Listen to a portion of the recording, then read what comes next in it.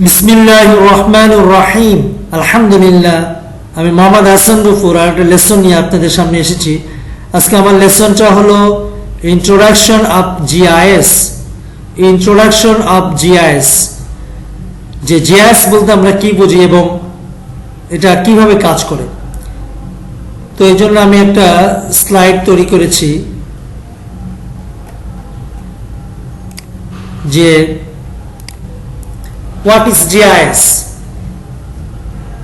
An integration of 5 basic components: people, software, hardware, procedure এবং data।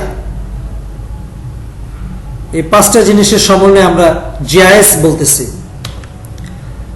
Top 5 benefit of GIS: cost saving and increased efficiency, better decision making, improved communication, better record keeping, managing geographically. What is GIS? A geographic information system integrates hardware, software and data for capturing, managing, analyzing and displaying all forms of geographically reference information. GIS function কিভাবে কাজ করে? Capture, store, query, analyze, display, output. Capturing data hard copy হইতে পারে, coordinate হইতে পারে, digital data হইতে পারে, GPS satellite ইমেজের মাধ্যমে নিতে হইতে পারে, একটা জিআইএস ডাটাবেস। স্টোরিং ডাটা, ডাটাগুলো কিভাবে স্টোর হয়? একটা vector formats, discrete representative of reality, X Y coordinate থাকবে, রাস্টার ফরম্যাট পিক্সেল আকারে থাকবে, ডট পার ইঞ্চ, যে একটা ইঞ্চিতে কতগুলো ডট পিক্সেল আকারে থাকবে, রিয়েলিটি হাইওয়ে, এই যে এখানে আমরা দেখিয়েছি। কোয়ারি, আইডেন্টিফাই স্পেসিফিক ফিচার, আমরা কোয়ারি করতে পারি। জিআইএস এর মাধ্যমে আমরা বিভিন্ন কোয়ারি করতে পারি, যে একটা এলাকায় বন্যা হয়েছে, ওই বন্যা কবলিত এরিয়ায় কতগুলো স্কুল, কলেজ, মাদ্রাসা ক্ষতিগ্রস্ত হয়েছে, আমরা সেটা কোয়ারি করতে পারি যদি আমাদের অ্যাট্রিবিউট টেবিল সমৃদ্ধ থাকে।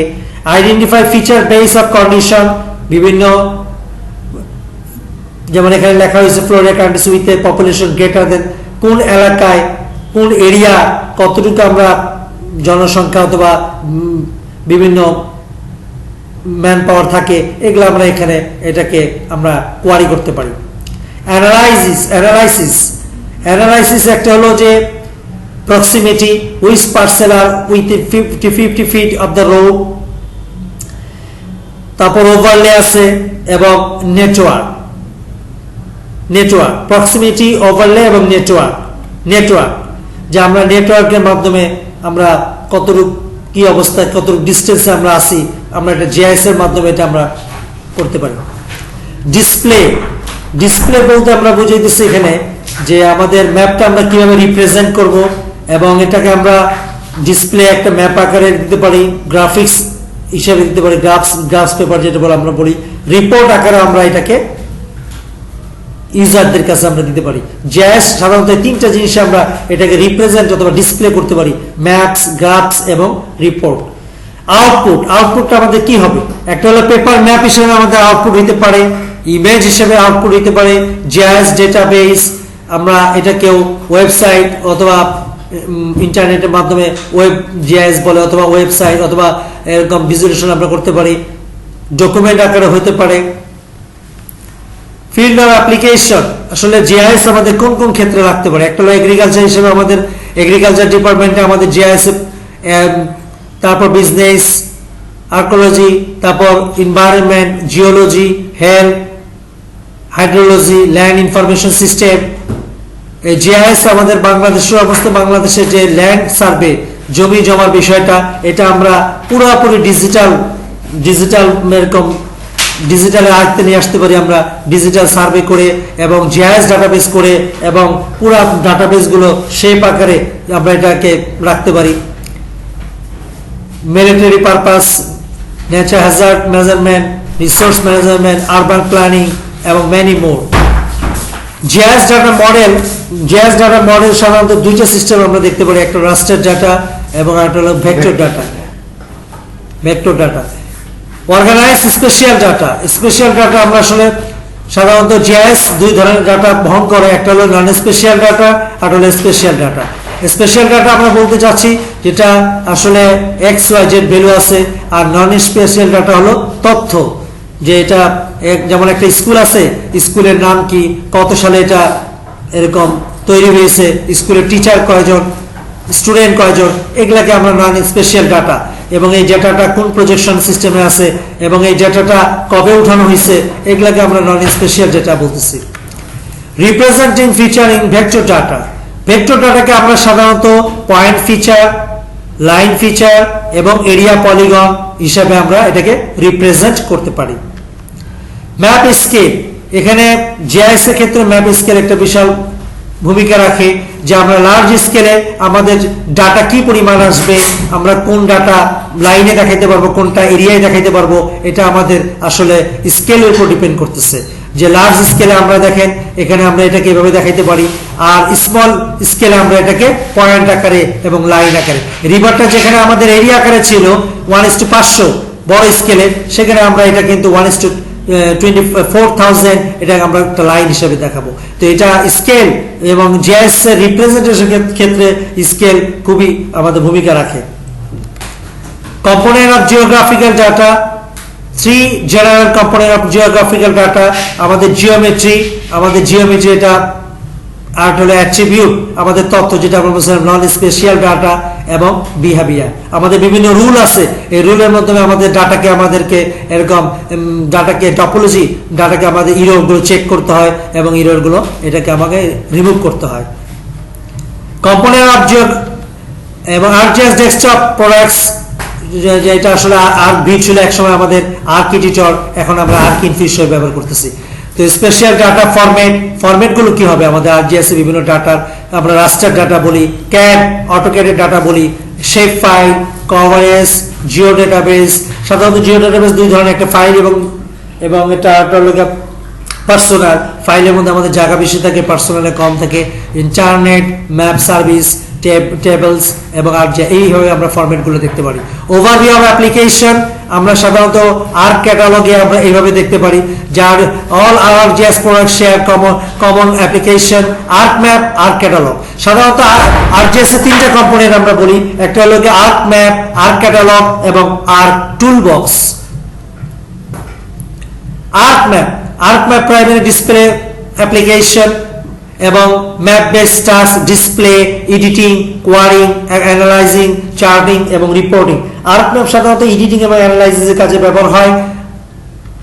আর্ক ক্যাটালগ আমরা ডাটা স্টোর এবং create geodatabase, window into your database, browse your data, manage your data, create and view data, documentary. মেটা ডাটাও আমাদের এটার মধ্যে থাকে। মেটা ডাটা বলতে আমরা তথ্য বুঝাইতেছি, আমার ডাটার একদম ইতিহাস, কিভাবে আমার ডাটা কোথায় তৈরি হইলো, কবে তৈরি হইলো, ডাটাটা কি, কোন প্রজেকশনে কিভাবে আছে, এগুলো আমার তথ্যগুলো এখানে থাকে।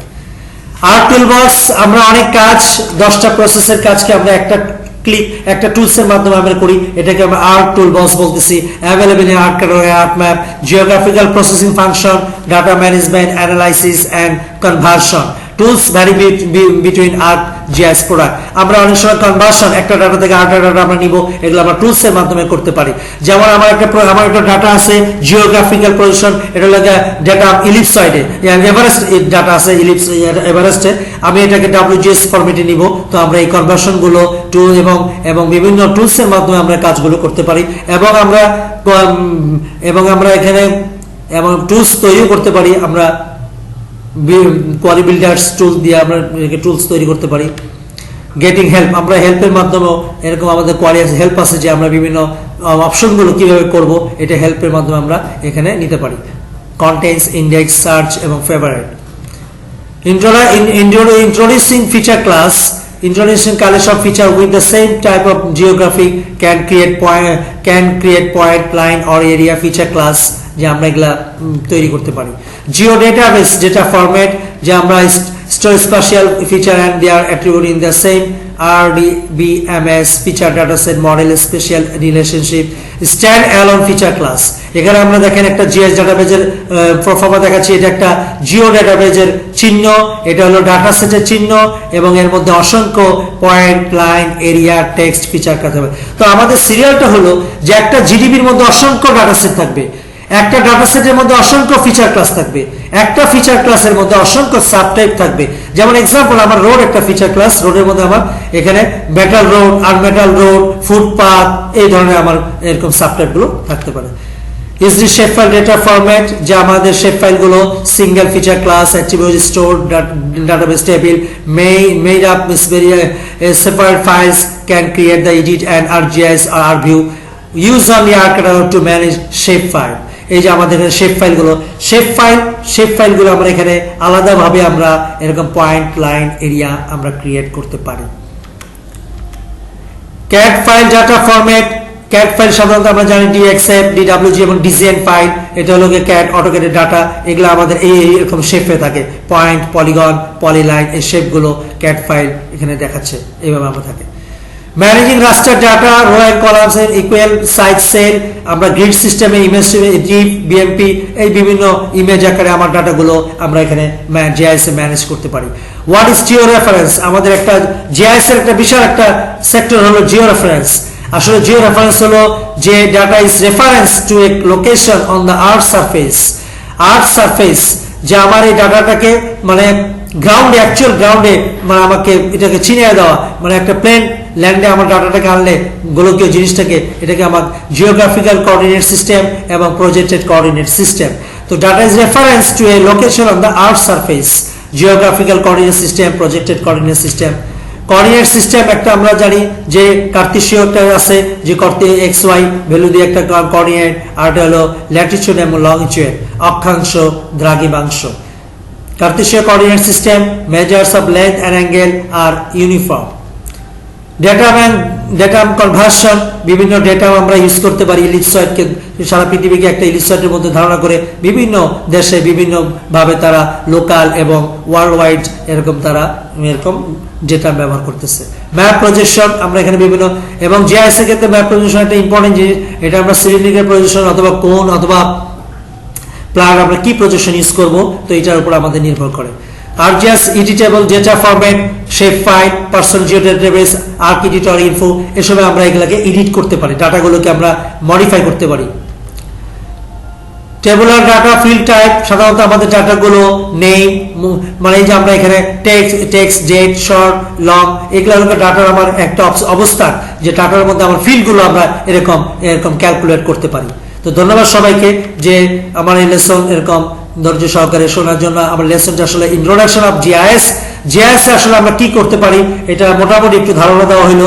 পরবর্তীতে আরো লেসন আসতেছে যে জিআইএস এর মধ্যে যে আমার কম্পোনেন্ট গুলো আছে, আর্ক ম্যাপ, আর্ক ক্যাটালগ এবং আর্ক টুল বক্স, এগুলো আমরা কিভাবে আমরা এই কম্পোনেন্ট গুলো এগুলো আমরা ভিউ করতে পারি এবং কিভাবে এটা রিপ্রেজেন্ট করতে পারি। তো ধন্যবাদ সবাইকে, যে আগামীতে আরো লেসন দেখার জন্য আমন্ত্রণ রইল।